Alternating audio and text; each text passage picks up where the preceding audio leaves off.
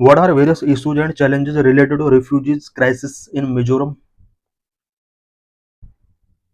How is Mizoram handling the refugee crisis? Why news? Press clashes between Chin ethnic armed group in Myanmar's Chin state have led to the displacement of around 4,000 Chin refugees who crossed into Mizoram's Champhai district through the Jokhar Tai River border. Myanmar के अंदर चिन state के अंदर कुछ ethnic armed group के between clashes start हो चुके हैं, जिसकी वजह say about 4,000 refugees Mizoram state के अंदर एंटर कर चुके हैं। और इससे related various issues and challenges क्या क्या हैं, वो इंपॉर्टेंट चैलेंजेस एंड इश्यूज हम इस आर्टिकल के अंदर डिस्कस करेंगे। India Myanmar border and F means free movement regime. Historical and ethnic context of the border issue.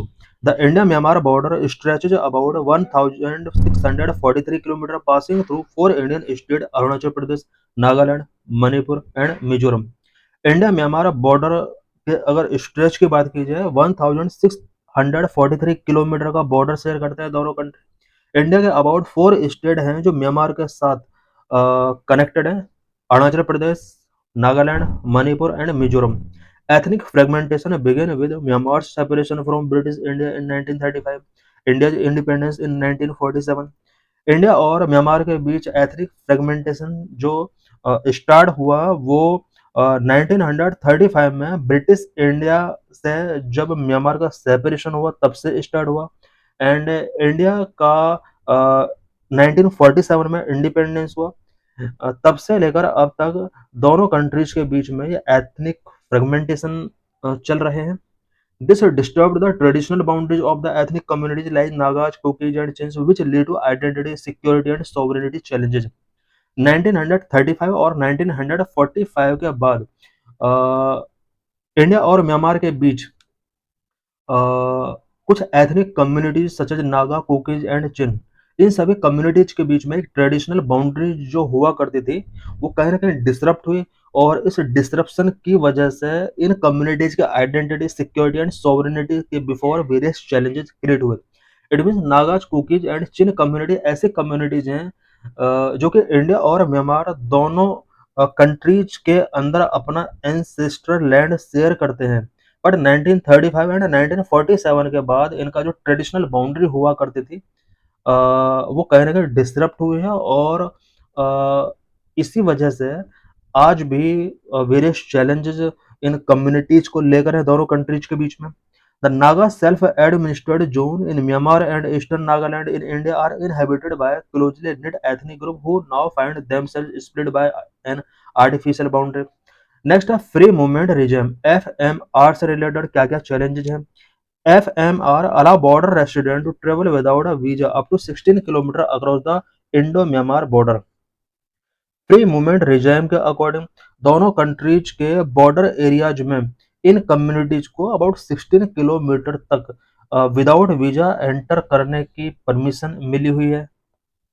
FMR was formalise to, FMR जो फॉर्मलाइज किया गया दोनों कंट्रीज के बीच में, इसके मेन ऑब्जेक्टिव्स क्या क्या थे। Number of preserve traditional ties, kinship and economic interdependence.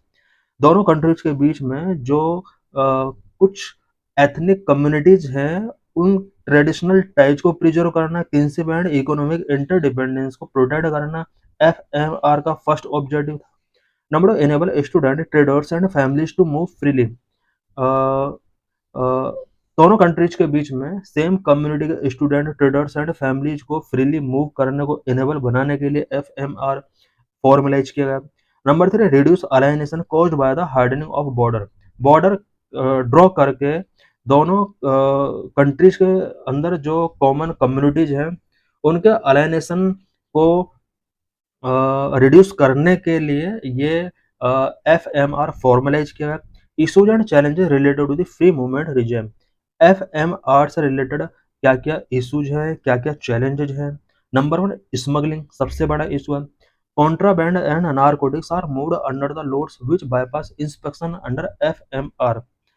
Because ये फ्री मूवमेंट रिजिम का जो राइट गिवन है दोनों कंट्रीज को, म्यांमार की तरफ से इस फ्री मूवमेंट रिजिम का प्रॉफिट वहाँ के कुछ पर्सन्स उठाते हैं और उसके थ्रू स्मगलिंग बहुत ज़्यादा इंडिया के अंडर किया जाता है। Insurgent movement. Militant groups of Myanmar facilitated insurgent movement to the porous border. These group conducted strikes in India and retreated into Myanmar. India के अंदर बहुत सारे इंसर्जेंट ग्रुप का एंट्री होता है और बिकॉज इंडिया और म्यांमार का जो बॉर्डर है वो काफ़ी पोरस बॉर्डर है और ये जो ग्रुप हैं ये इंडिया के अंदर स्ट्राइक कंडक्ट करते हैं और उसके बाद म्यांमार में रिट्रीट हो जाते हैं। External interference. It seems that China has been offering logistical and intelligence support to these insurgent groups. External interference भी बॉर्डर पर पॉसिबल है और ऐसा एक्सपेक्ट किया जाता है कि इन इंसर्जेंट ग्रुप को इंडिया में एंटर कराने के लिए China logistical and intelligence support provide कराता है। Next, geographic constraint. The border is heavily mountainous, forested, and difficult to patrol, complicating surveillance and response. India और म्यांमार का जो बॉर्डर है वो माउंटेनियस, फॉरेस्टेड एंड पेट्रोलिंग वहाँ पर डिफिकल्ट है जिसके वजह से सर्विलेंस बहुत ज़्यादा कॉम्प्लिकेट हो जाता है। Border fencing and its impact. दोनों कंट्रीज के बीच में बॉर्डर फेंसिंग भी प्रोविजन किया गया है बट इसके कुछ पॉजिटिव और नेगेटिव इम्पैक्ट हम देख सकते हैं। The construction of fences to strengthen border security has raised strong opposition from local communities. Border को फेंसिंग करने की वजह से दोनों तरफ के कुछ कम्युनिटीज ने यहाँ पर स्ट्रॉन्ग ओपोजिशन रेज किए हैं बिकॉज जो कॉमन कम्युनिटी दोनों कंट्रीज के अंदर हैं उन कम्युनिटीज की तरफ से स्ट्रॉन्ग ओपोज किया गया है। Policy recommendations border management strategy. India Myanmar border से रिलेटेड इश्यूज एंड चैलेंजेस को सॉल्व करने के लिए बॉर्डर मैनेजमेंट स्ट्रेटजी क्या होना चाहिए, क्या क्या पॉलिसी होना चाहिए। Confidence building measure. सबसे पहले कॉन्फिडेंस बिल्डिंग मेजर टेकिंग करने होंगे, इंक्लूसिव डेवलपमेंट इनिशिएटिव्स टेकिंग करने होंगे, बैलेंस्ड सिक्योरिटी अप्रोच फॉलो करना होगा, पॉलिसी एश्योरेंस पर फोकस करना होगा। Confidence building measures. Conduct tripartite talk involving Government of India, Myanmar authorities, local ethnic stakeholders. Confidence building measure के तौर पर ट्रिपरटाइट टॉक हमें कंडक्ट कराना होगा। ट्रिपरटाइट टॉक जिसके अंदर गवर्नमेंट ऑफ इंडिया इंक्लूड होगी, Myanmar authorities and local ethnic stakeholders के बीच में ट्रिपरटाइट टॉक होना चाहिए। Next, inclusive development initiative. Launch cross-border socio-economic program. Improve livelihood option to reduce dependence on illegal trade. Focus on connectivity, health, education, and micro enterprises. Cross border socio economic programmes हमें launch करना होंगे और illegal trade पर dependency लोगों का जो है उसको हमें रिड्यूस करने के लिए उनके लाइवलीहुड को हमें इम्प्रूव करना होगा। Connectivity, health, education and micro enterprises पर हमें फोकस करना होगा। इन सभी ऑप्शंस के थ्रू हम इंक्लूसिव डेवलपमेंट पर फोकस कर सकते हैं। बैलेंस सिक्योरिटी अप्रोच हमें फॉलो करना होगा। Implement regulated movement through monitored crossing point, selective fencing in critical hotspot, use of technology, drones, satellite and surveillance. Balance security approach हमें फॉलो करना होगा। इसके लिए हमें वेरियस फैक्टर्स को यहाँ पर फॉलो करना होगा सच एज हमें टेक्नोलॉजी के अंडर ड्रोन, सैटेलाइट, सर्विलेंस हमें फॉलो करना होगा। एंड फेंसिंग अगर करना है तो सेलेक्टिव फेंसिंग हमें क्रिटिकल हॉटस्पॉट्स एरियाज में करना होगा। Policy assurance. Assure locals that fencing decisions will not be unilateral, will be bilateral. Policy assurance के अंडर लोकल्स को हमें एश्योर करना होगा कि जो फेंसिंग डिसीजंस टेकिंग किए जा रहे हैं वो यूनिलैटरल नहीं बल्कि बायलैटरल होंगे। Consultation with affected communities must preceded any construction और इन्फोर्समेंट इशूज। कोई भी कंस्ट्रक्शन या इन्फोर्समेंट मेजर करने के पहले अफेक्टेड कम्युनिटीज के साथ कंसल्टेशन हमें करना होगा। What is way forward. अब हम फ्यूचर में बॉर्डर इश्यूज को सॉल्व करने के लिए क्या क्या कर सकते हैं। India should balance it's national security interest with ethnic sensitivities and humanitarian considerations. India को अपने नेशनल सिक्योरिटी इंटरेस्ट को ethnic sensitivities and humanitarian considerations के साथ बैलेंस करना होगा।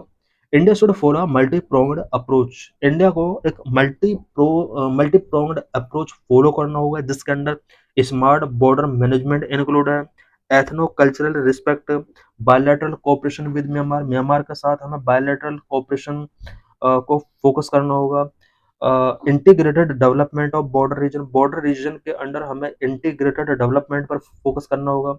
Number 5, strengthening people to people ties rather than erecting hard barriers may enhance long term peace and security। Hard barriers erecting करने से की जगह हमें पीपल टू पीपल टाइज को स्ट्रेंथ करना होगा। इसके through long term peace and security को एनहांस किया जा सकता है। This is PYQ related to